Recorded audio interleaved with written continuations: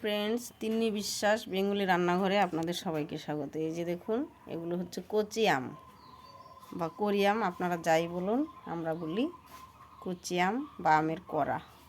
এখানে এই যে ভাত বসিয়েছি, এখানে উস্তা, পটল, আলু সেদ্ধ দিয়েছি। তারপরে রান্না করব এই যে পাট শাক, এখানে রয়েছে গন্ধ পাতা। আজকে খেতে হয় এই সমস্ত তেতো শাক খেতে হয়। তারপরে এখানে রয়েছে নিম পাতা।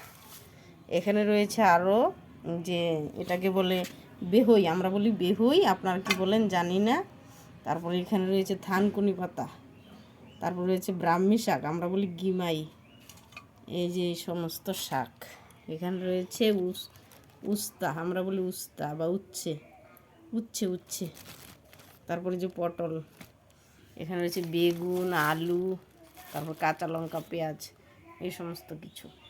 এই শাকগুলো রসুন ফোড়নে দিয়ে আর শুকনো লঙ্কা ফোড়নে দিয়ে এগুলো ভাজা করব। সব একসঙ্গেই দিয়ে দেবো, যত রকমের শাক আছে।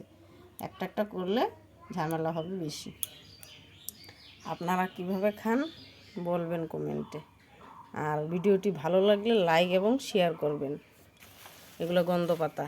আমি এই সমস্ত গন্ধ পাতা, নিম পাতা, এই ধরনের শাকসবজি খুব ভালোবাসি।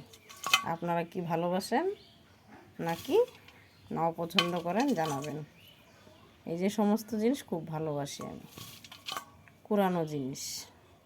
বাড়িতে প্রচুর শাকসবজি আনলে ওইগুলোই ভালোবাসি খেতে।